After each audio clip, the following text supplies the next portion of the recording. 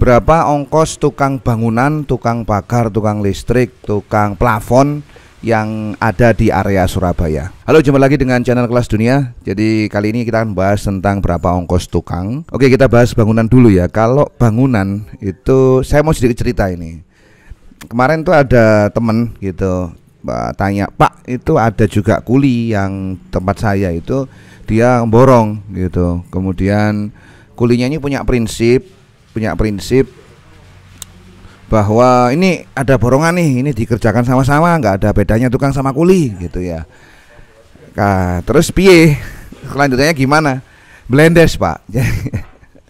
Jadi memang apa ya, kita belajar aja dari pengalaman ya. Kalau di proyek besar itu kan kayak kontraktor besar begitu, sebutlah seperti Tata ataupun misalkan Adikarya, PP, itu kan selalu ada apa ya, klasifikasi helm putih corner gitu. Kalau masuk ya nggak ada yang mau nyapa, bukan nggak mau nyapa, sungkan mau nyapa, itu yang punya Pak, dibedakan lewat helm kan. Belajar dari situ saja kita sudah tahu gitu. Oh, ternyata dalam dunia bangunan juga perlu ada klasifikasi seperti itu. Ada kepala tukang, ada tukang biasa, tukang bangunan, tukang batu. Jadi harus dibedakan seperti itu supaya apa ya? Supaya proyeknya berhasil. Kalau enggak gitu juga sulit ya. Kalau dipukul rata semuanya gimana? Dan yang terbukti kan, proyek-proyek itu menggunakan sistem seperti itu dan akhirnya emang berhasil. Jadi balik lagi. Jadi kepala tukang kalau di tempat saya klasifikasinya kepala tukang itu wajib ada ya kalau saya sendiri ya. Kenapa? Karena kepala tukang ini yang akhirnya mengatur semua tukang. Jadi kita tinggal memastikan kepala tukang yang bagus, dan kalau kita ada kendala garapan tinggal congkok saja kepala tukangnya, kenapa you jadi begini kan begitu. Jadi kepala tukang ini klasifikasinya, spesifikasinya itu paling enggak pengalamannya 20 tahun di dunia bangunan, dan rata-rata memang bahaya umurnya ya, sekitar 45 ke atas. Dan memang kalau menurut saya sih apresiasi kepada yang sudah concern, sudah benar-benar bertekun ya dalam dunia bangunan itu, emang ya jadinya kepala tukang itu orang yang bukan hanya masang masang keramik, paling enggak ya harus bisa masang marmer, harus tahu detail bagaimana mengerjakan misalkan rumah klasikan itu kan sulit tuh ya. Jadi sudah bisa itu, jadi dia ngatur anggotanya itu dengan mudah. Itu kalau kepala tukang di tempat saya itu 200, 250 sampai 300 tergantung tingkat kesulitan garapan per hari. Dan gak ada ruginya kalau kita benar-benar ngasih orang itu segitu untuk ngatur semua anak buah. Kepala tukang emang segitu kalau di tempat saya. Kemudian menginjak ke tukang batu, tukang bangunan. Tukang bangunan kalau area Surabaya itu di tempat saya itu 160, 150 lepas, segitu ya. Dan itu memang sudah harga yang bagus. Kalau emang sampean rasa kemahalan, takutnya itu kan orang dengan digaji 150, 160 kan sudah layak ya. Lepas itu sudah layak. Kalau memang kita gaji misalkan 120 atau 115, ya dapatnya tukang yang mungkin semi tukang malahan ya, malah berpotensi untuk garapan itu amburadul gitu ya. Wah, sekarang tuh banyak yang ngaku-ngaku tukang tapi garapannya blendes. Makanya itu pastikan dulu gajinya itu oke. Kalau seumpama sampai sudah menetapkan kon tak bayar swidak kerjaanmu ini ya, itu kan akhirnya menyesuaikan orangnya gitu kan. Itu bisa jadi klaim bahwa Anda sudah maksimal untuk memberikan gaji, tetapi kalau dia garapannya tidak maksimal, you bermasalah gitu kan. Kalau seumpama dapatnya 120 kemudian garapannya bagus, ya rezeki buat sampean ya. Rata-rata memang kenalan saya tidak mau kalau digaji seperti itu, cari yang lain saja ya. Dan insya Allah masih banyak katanya begitu. Jadi emang harus memahami lah, untuk hal tersebut tuh harus benar-benar memahami. Untuk tukang bangunan 160 sampai 150.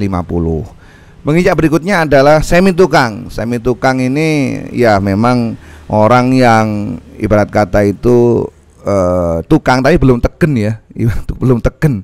Misalkan kalau dia ngeramik, yang ngelot itu ya harus tukang nyel ya, baru dia bisa masang pinggir-pinggirnya, itu kenek ataupun semi tukang. Jadi semi tukang itu segitu berapa? Antara 135 sampai 140 ribu. Menginjak berikutnya adalah kuli, dan kuli ini juga ada kuli profesional, ada juga masih pertama kali ya. Kalau kuli profesional gini, kenapa kok ada kuli profesional? Gini bro, kuli profesional ini emang benar-benar tenaganya itu sudah drive-nya itu emang seorang kuli. Jadi dia satu orang itu bisa ngeladeni 2 sampai 3 tukang sekaligus. Itu kan berarti mempermudah ya. Jadi dia sudah tahu ritme kerja, acian gitu. Langsung disiapkan sama dia berapa, ibaratnya itu lumernya itu seberapa dia harus tahu. Dan memang ada orang seperti itu ada. Misalkan kalau nyawuk semen kuli, kalau profesional ya langsung pakai tangan, Bro. Langsung pakai tangan, langsung dimasukkan ke timbo ya, kemudian dicelupkan di bak yang lebih besar kayak baknya cat itu. Nah, itu untuk ajian misalnya, gampang kerjanya itu cekatan kalau kuli profesional itu. Yang baru-baru dia masih baru masuk proyek dan belum tahu apa-apa gitu kan, masih tole masih harus memahami ritme kerja. Nah, kalau untuk kuli itu di tempat saya 120.000. Kalau untuk awal kuli yang baru masuk 100 sampai 105 lah, 100 lah itu segitu. Kalau kuli yang profesional 120.000. Nah, itu tadi bahas tentang tukang di bidang bangunan, artinya mulai mondasi sampai struktur itu berdiri. Kemudian ada tukang yang lain, misalkan untuk finishing ya, misalkan tukang plafon. Nah, tukang plafon ini berapa? Tukang plafon itu antara 35 sampai 55.000 per meter. Hitungannya segitu. Kalau misalkan dibuat harian ya 150, tapi ketemunya ya sama aja. Misalkan ini material sekian, luas sekian, ketemunya kalau totalnya misalkan per meternya 150-130.000, nanti juga ketemunya jadinya ya sekitar seminggu dilama-lamain juga gitu, sama aja gitu kan. Tapi borongannya mending borongan aja antara 35 sampai 55.000 untuk tukang plafon. Tukang listrik di tempat saya 70.000 borongannya ya, 70.000 sampai 100.000 per titik. Itu non material, itu hanya tukangnya doang. Ya kalau memang masuk perharian sama hitung ya tetap 150 juga. Nah, tukang pagar itu borongannya ya non material itu 150 sampai 200.000 per meter. Itu borongan jasa untuk ibaratnya itu membuat pagar sesuai dengan selera sampean, gambar dari Anda, material dari sampean, borongannya segitu 150 sampai 200.000 per meter. Itu untuk tukang pagar, untuk tukang kanopi. Dah, itu hitungannya kalau di tempat saya segitu. Gampangannya begini, Pak. Gampangannya biasanya kan material sama pengerjaan itu kan dibedakan biayanya. Biaya tukang itu rata-rata borongannya nanti sampean tinggal bagikan ke harian. Borongannya itu 20 sampai 30% dari total material. Itu rata-rata segitu. Jadi sampean beli materialnya itu 1 juta ya, ongkos pasangnya ya 200.000 sampai 300.000. Dibikin global seperti itu, gampangnya seperti itu. Jadi sampean paling tidak punya ancang-ancang lah ya. Ancang-ancang nanti kalau saya beli material segini nih ongkosnya sekian. Misalkan sampean ngitung kebutuhan pagar sampean, materialnya itu ketemu 10 juta semuanya total ya.